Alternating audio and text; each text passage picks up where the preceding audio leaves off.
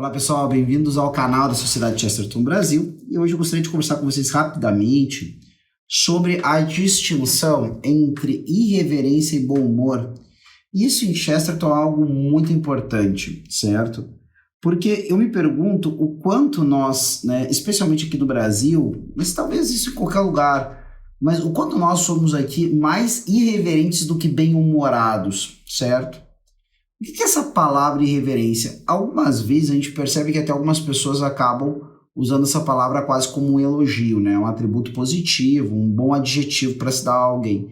Fulano é irreverente, isso geralmente vem com a ideia de que a pessoa pensa com as próprias ideias, de que ela é alguém que não se mantém de maneira subserviente, obedecendo autoridades simplesmente porque tem medo de ser punido, ou seja, desafia, pessoas que poderiam de alguma forma prejudicá-la, ou que ela não tem medo, de monstros sagrados de qualquer área e assim por diante, certo? E de fato, em certos contextos, isso são atributos positivos mesmo. Se nós pararmos para pensar que nós, em todos os tempos, precisamos de alguns homens e mulheres que tenham desprendimento e espírito de autossacrifício, de dizerem algumas coisas bastante incômodas, principalmente quando essas coisas acabam impactando no que falou ou fez alguma pessoa com autoridade, seja em qualquer âmbito, seja no âmbito religioso ou político, ou mesmo daqueles que são considerados as referências intelectuais de um país ou de uma região. Porque, de fato, todas essas pessoas são capazes de cometerem erros, pessoais e de leitura de coisas e assim por diante. O problema é quando essa atitude, que numa circunstância normal de temperatura e pressão, deveria ser algo de exceção, e outra coisa também, uma exceção pertinente a homens e mulheres que realmente entendam daquilo que estão falando e não simplesmente queiram causar. Eu nunca me esqueço quando houve uma época, eu mais jovem, eu mais um adolescente, tinha uns 14, 15 anos, e aí eu participei de uma reunião, com uma pessoa de autoridade, e eu lembro que eu confrontei essa pessoa de autoridade, menos porque eu tivesse convicção de que ela estava errada, mas mais porque eu sabia que os meus correligionários, os meus camaradinhas, iam me achar algo interessante, despojado e assim por diante. E realmente foi o que aconteceu. Mas agora, se eu vou parar para pensar no que eu disse naquela época, eu disse assim, cara, desnecessário, ou simplesmente eu não tinha... Se eu estava certo, eu não sabia por que eu estava certo, que é um problema também. Aquela velha história de professor de matemática, que quer ver não somente o resultado, mas o desenvolvimento da equação ali na nossa folha de rascunho. Então é um pouco isso. Só que talvez irreverência não seja a palavra correta para esse tipo de atitude. Talvez a palavra correta para esse tipo de atitude seja coragem, destemor, respeito à própria consciência, retidão moral, fibra moral, alguma coisa assim, tá? A irreverência pela irreverência não é algo bom, certo? Ser irreverente não é algo bom. O que significa que se é irreverente? Via de regra, o que eu estou querendo falar é que o sujeito não está dando a reverência que ele deveria dar a algo ou a alguém, tá? Então, assim, quando nós criamos de maneira geral uma atitude onde é legal, é bacana ser um contraventor, uma criança levada, um enfant terrible, aquele cara que está sempre quebrando paradigmas, chocando e isso acaba se tornando, no começo, como já disse um autor muito bom, excitante, mas depois acaba se tornando simplesmente monótono. E tanto é que é assim que a gente percebe muitas vezes o espírito de revolta, o espírito inconsequente, o espírito de um monte de coisas que é próprio da juventude, certo? Hoje se manifestando não mais por uma atitude revolucionária, mas em vários ambientes com uma atitude reacionária.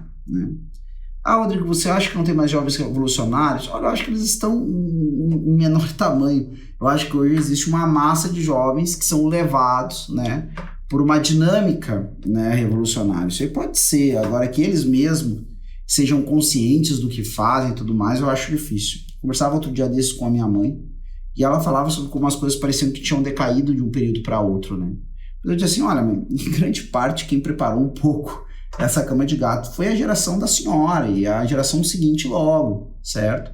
Certas coisas que se acabaram negociando que não se podiam ter negociado, tá?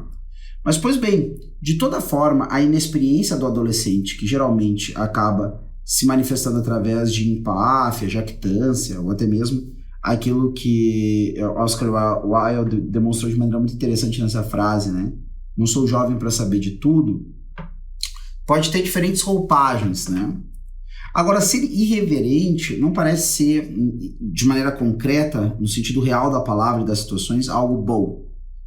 Agora, bom humor, isso sim é algo, né, sempre muito bom que se conserve. O que é o bom humor? Bom, a gente poderia entrar aqui um pouco na teoria dos humores, que é um tanto quanto parte do que nós poderíamos chamar de a medicina antiga, certo?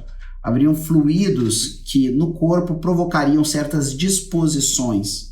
E essas disposições também, né, um período prolongado, poderiam depois desembocar ou desembocavam em doenças. Essa é a concepção. Isso não é de todo equivocado, se a gente perceber, né, algumas teorias que existem falando do aspecto somático, né, de alguns elementos psíquicos, que nós chamaríamos de meramente a questão do humor. Por exemplo, uma pessoa que passa por uma perturbação mental, ou mesmo por uma angústia, uma ansiedade, pode começar a ter certos processos que são orgânicos, químicos, corporais, e que estão ligados a coisas que impactaram na sua alma, na sua mente, assim por diante, certo? Então, existe realmente uma relação entre isso, existe essa questão, talvez hoje nós chamaríamos com outros nomes esses humores, né? Essas substâncias que causam esses problemas, ou que podem levar a doenças e assim por diante, né? Mas existe de fato certas coisas que estão em nós que prejudicam. E o que é o bom humor, né? O bom humor seria, me parece, essa decisão, e isso eu acho que é importante entender, né? Existe uma decisão da pessoa em conservar uma visão de mundo e uma leitura das situações em que se encontra que ajude o processo, certo? De ela estar bem, certo?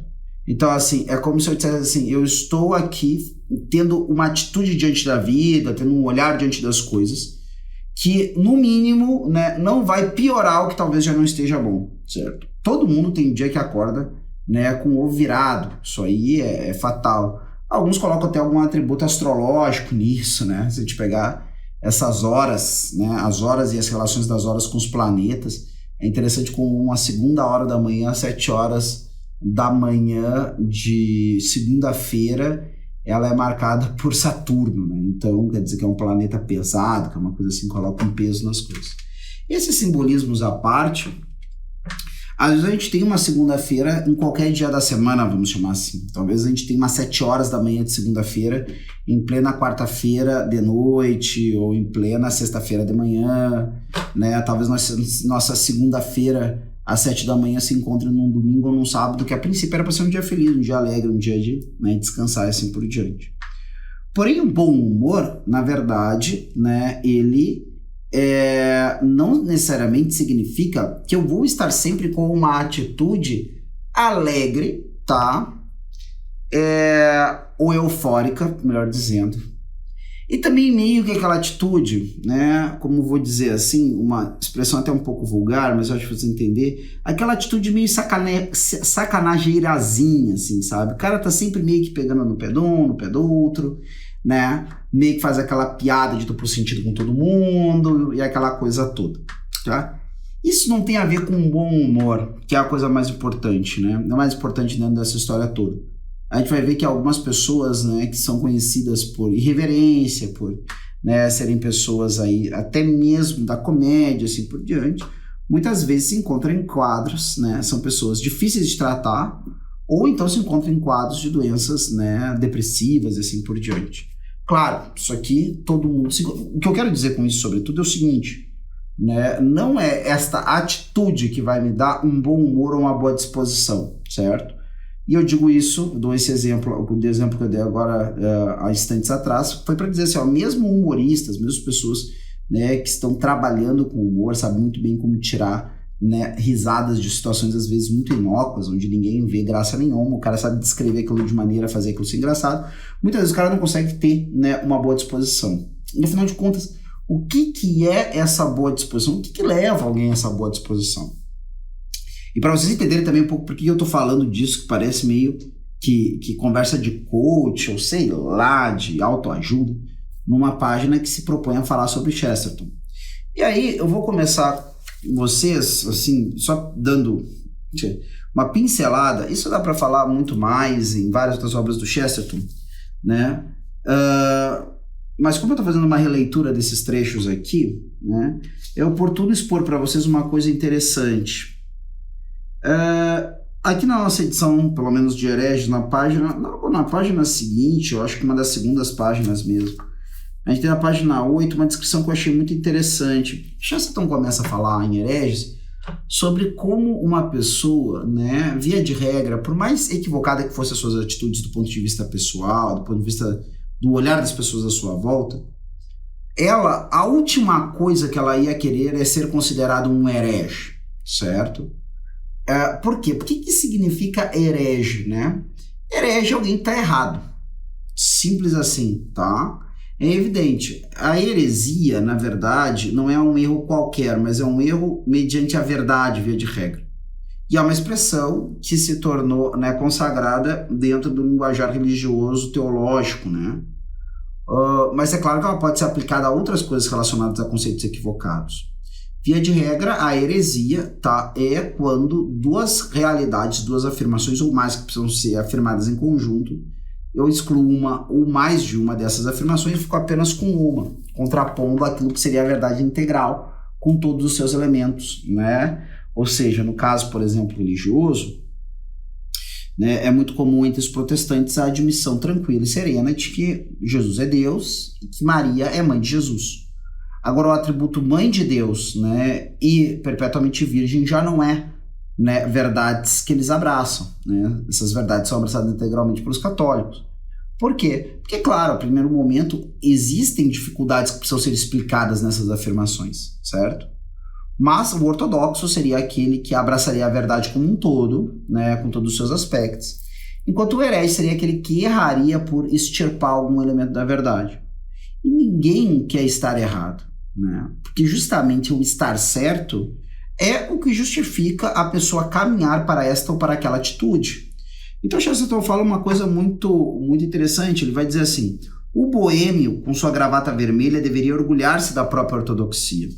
O terrorista, ao plantar uma bomba, deveria pensar que, independente do que mais possa ser, ao menos é ortodoxo. E aqui ele não está justificando nem os excessos do boêmio, nem tampouco a violência do terrorista. Tá? O que Chesterton está dizendo é que esses homens fazem o que fazem, via de regra, e conseguem conviver com o que fazem, porque têm um convencimento pessoal de que estão na verdade, estão na posição correta em relação ao mundo real. Então, para eles é muito importante esse elemento de ortodoxia, para dar sentido ao que eles fazem da vida. E aí ele vai falar de uma coisa, eu até anotei aqui, com o nome do decreto real do rei Henrique IV, que determinava a queima dos hereges, tá? Por que eu não botei aqui ao lado da minha nota a Inquisição, botei de herético comburendo? Porque, na verdade, existe um provimento no próprio direito inglês daquela época que ordenava, né, a queima dos hereges, não é propriamente a Inquisição romana que está presente ali, certo? E aí ele vai dizer assim: costuma ser bobagem que um filósofo ponha fogo em outro no mercado de Smithfield, um grande mercado londrino, tá? Por não concordarem a respeito de uma teoria do universo. A prática foi comum na última decadência da Idade Média, mas fracassou completamente em seu objetivo. Então, até engraçado Chesterton dizer isso. Eu adorei esse trecho porque ele associa duas coisas, né? O uso do expediente do auto de fé em relação ao crime propriamente, né, do erro filosófico contra a verdade ou contra a religião, como um elemento da decadência do período medieval, não do seu auge. E, de fato, se nós vamos olhar o que nós chamamos de Alta Idade Média, não é um período onde existe, por exemplo, a associação de da pena capital ou do braço secular às determinações, aos decretos, aos julgamentos religiosos, certo? Esses julgamentos religiosos existem até hoje, tá, pessoal? Hoje em dia existe até hoje tribunais da Igreja Católica que, quando algum católico acaba, né, afirmando algo que vai contra a doutrina da fé, ele é alertado, ele é avisado, ele é chamado a se corrigir. E se continuar afirmando isso, pode chegar a ser excomungado. O que acontece com ele? Civilmente nada, ele é excomungado, não pode mais falar em nome da Igreja Católica, coisa que é o vale. Mas hoje em dia nenhum governo do mundo vai associar a essa condenação, né, institucional da Igreja Católica uma pena de prisão, né, de suspensão de direitos políticos, né, confiscar bens, coisas do tipo, né? Muito menos a ideia de uma pena de morte, coisa que eu valho. E tampouco, né, conheço poucas pessoas que pensam que a igreja poderia querer um negócio desse. Eu, particularmente, acho contraproducente e que sem nem falar a questão da liberdade religiosa, tá, pessoal? Sem nem falar da questão da liberdade de pensamento, sem nem falar dos direitos individuais, sem falar de um monte de coisa, né, que a ideia de retomar uma prática dessa, né, iria passar por cima, tá? Mas se nada disso convencer alguém, tá? Além dessa pessoa ter alguma dificuldade que ela tem que ver aí, ela vai dizer que foi contraproducente. O Chesterton vai dizer assim, esse é um negócio que, independente de qualquer coisa errada em si, não alcançou o seu objetivo, certo? Porque, afinal de contas, né, os erros de pensamento, né, não foram suplantados por causa disso, certo? Se tivessem sido, né, continuaria aberto a questão da justificativa desse tipo de atitude ou não.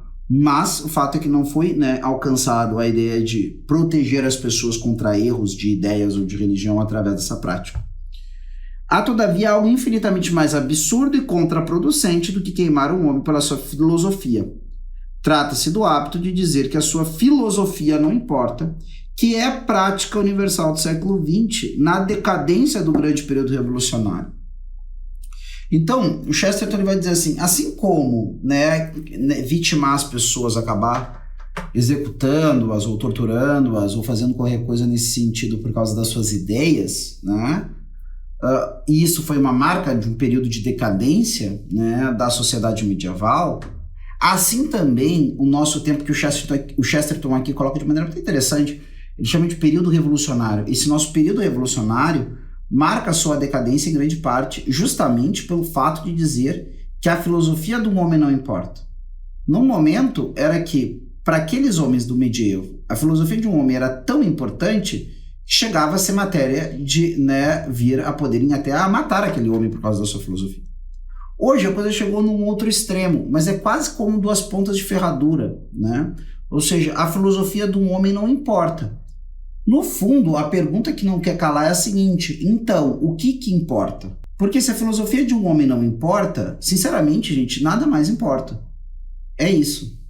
Porque o que é a filosofia de uma pessoa? Que depois o Chesterton, provocado por causa desse livro, vai escrever Ortodoxia, né? Por isso que vocês encontram ambos dentro do nosso box dos clássicos, certo? Que está aí à disposição, nessa linda edição aqui, né? Da qual eu tenho aqui o Hereges, certo? Então, e por fim, o fechamento, né, desse pensamento acerca, né, de uma não filosofia, da proposição de uma filosofia e do desdobramento para além da filosofia, da transcendência da própria filosofia, que é a experiência pessoal do homem, sobretudo à luz da vida de Jesus Cristo no homem eterno. Tá aí fechadinho o nosso box de clássicos do Chesterton. Mas, por que eu diria que nada importa a partir daqui? Porque assim, gente, a visão de homem, que o homem tem do mundo é o que permite a ele ter essa disposição do verdadeiro bom humor. Esse homem que acha que nenhuma filosofia importa, no fundo, é justamente este irreverente, né? O irreverente é esse cara ao qual nada, né, realmente tem importância, a não ser o seu desejo de levar a sua avante em algum momento. Ou seja, esse homem não vai se limitar porque a atitude dele não é coerente com uma visão de mundo que ele possua. A única visão de mundo que ele possua é a ideia de que ele não deve se limitar por nada. E toda a ideia de limitação para ele, ou seja, de toda a ideia de que, né, existe um porquê fazer ou não fazer as coisas, além do fato de ter um impedimento material, né? Ou seja, o que eu quero dizer aqui é o seguinte: se eu não vou ser preso, se eu não vou perder dinheiro, né, se eu não vou me esborrachar contra um muro, por que não fazer, né? Essa é nessa lógica que muitas pessoas se desdobram. E é evidente, pessoal, diante disso, todas as frustrações, todos os desacertos, todas as complicações são processos ao qual nós, ao observarmos acontecendo com pessoas que pensam assim, deveria nos causar, sem dúvida nenhuma, tristeza, mas não surpresa. Porque, no final das contas, né, não se importar com a sua filosofia pessoal, ou sequer ter uma filosofia pessoal, que é uma das acusações que o Chesterton faz aos pensadores do seu tempo, ou os homens que se expressavam publicamente no seu tempo, certo? É não ter sentido na vida, né? Como é o sentido das coisas. se não existe uma personalidade, se não existe, melhor dizendo, uma substância, uma característica definidora das coisas. Porque, claro, se existe uma característica definidora, se existe uma natureza, existe um para que as coisas são. E logo, um para que eu sou. E a partir disso, eu tenho essa meta de chegar à plenitude daquilo que é para onde eu me oriento, né? Afinal de contas. Certo? Eu sou para quê? Então, tendo essa resposta, eu vou lutar para me tornar aquilo para o qual eu sou, para o qual eu me destino, certo? E cada ser no mundo tem a sua natureza, a realizar, a planificar e assim por diante. Se eu não me importo com filosofia nenhuma, se eu não tenho uma filosofia, se eu não tenho uma visão de mundo, eu não tenho uma visão acerca de mim, eu sequer sei quem sou, certo? Então a vida acaba se tornando realmente um grande borrão, né, de situações, né, alguns podem dizer assim, quase animalescas, né? Afinal de contas, é assim que o animal vive. O animal não tem como parar para refletir sobre aquilo que foi a sua vida no passado ou que pode vir a ser ela no devir, né? De maneira que ele tome agora uma postura diante do presente. O animal vive de instinto em instinto. Só que no que no animal é natural, para nós, né, é antinatural e nos leva, então, a uma atitude, né, de irreverência, e essa irreverência vai descambar naturalmente, né, em alguma forma de desespero mais ou menos radical, certo? Então, e aí eu acho que para fechar um pouco essas ideias, nós temos que procurar ter muito bom humor, mas sermos sujeitos reverentes. E qual é a reverência que nós temos que ter? Nós temos que ter a reverência àquelas coisas que são boas e belas e verdadeiras, ao menos reverência àquelas coisas que são boas, belas e verdadeiras, segundo a minha filosofia. Isso é o mínimo para eu ter. Ah, Rodrigo, mas essa é a minha filosofia errada. Bom, isso é outra etapa, isso é outro capítulo da história, que é revisar a própria filosofia, que em grande parte é o processo que o Chesterton compartilha conosco na ortodoxia. Como é que ele fez o processo de revisar a própria filosofia dele, né? Ou compor essa própria filosofia dele, certo? E de olhar para as outras coisas que haviam no mundo, até o ponto de ele perceber que, na verdade, a filosofia dele, em grande parte, nada mais era do que a boa filosofia de sempre e a planificação dessa boa filosofia no cristianismo. Certo? E aí ele chama isso de ortodoxia, tá? Então, mas que já é uma ideia que está presente nele aqui já, certo? Ou seja, Rodrigo, esse livro escrito em 1905, Chesterton já tinha esse conceito de ortodoxia, como a gente percebe aqui sim, tá? Se ele elaborou isso ainda com mais, né, complexidade, ajustou as coisas, ajustou as molas para depois a escrita da ortodoxia, aí já é outra história, certo? Mas essa questão de nós vivermos com boa disposição, bom humor, certo? Depende profundamente de nós termos uma visão de mundo, certo? E na busca de vivermos coerentes com ela. Quando decidimos, né, levar avante a nossa luta, né, por sermos coerentes com a visão de mundo que temos, certo? Eu geralmente estou tomando uma atitude, né, bem-humorada. É claro que alguém pode dizer assim, Rodrigo, mas a visão do mundo do cara pode ser bastante nefasta, bastante depressiva. Pô, aí já é uma outra história, certo? Mas a maioria das pessoas que se preocupam em formular uma filosofia de maneira madura, certo? Não de maneira madura. A gente percebe que às vezes alguma dessas filosofias pessimistas, na verdade, nada mais são do que o sujeito tentando solenizar a sua tristeza porque o mundo é um local que o desafia e que não se dobra a todos os seus desejos, tá? Agora, geralmente, quem propõe chegar a uma síntese filosófica da própria vida, de maneira madura, é alguém que, né, saiu já dessa chave absurda de acreditarmos que o mundo deveria, na verdade, ser um grande playground aonde, né, eu brinco, né, sem peias, certo? Só com os brinquedos que eu quero e só com as pessoas que eu desejo, tá? Na verdade, não. O mundo é o local que nos desafia para que nós nos tornemos aqueles que devemos ser, certo? Quando eu encaro isso, aí é mais fácil ter bom humor, gente, né? Porque, afinal de contas, eu primeiramente não acho, né, que este é um puta mundo injusto, né, que está sempre ali colocando alguma coisa para eu ficar triste. Não, o mundo é simplesmente o que ele é, e o mundo é bom, e eu vou procurar me tornar melhor nesse mundo, e é isso, e faz parte do processo acontecer coisas que eu não gosto, coisas ruins, às vezes grandes tragédias, certo? Mas em meio a tudo isso, eu sempre devo lembrar que existe um fluxo, e esse fluxo naturalmente vai levando as coisas, né? Agora, se eu permaneço firme naquilo que é o verdadeiro percebido, né, isso não é arrastado pela realidade. Na verdade, esse fluxo só se move justamente porque existe uma permanência. um logos, um sentido substancial do mundo real, né? O que é levado pelo fluxo do mundo? O que é levado pelo fluxo do mundo é aquilo que é acidental, aquilo que não é, certo? Aquilo que é meramente, né, acidental. Isso é levado pelo fluxo do mundo e assim por diante, certo? As alterações constantes do mundo, tá? É claro, entre todas as questões filosóficas, a personalidade da pessoa humana radicada na sua alma imortal e assim por diante, né? Mas aqui já começa a ficar mais complexo do que eu planejava nessa nossa conversa.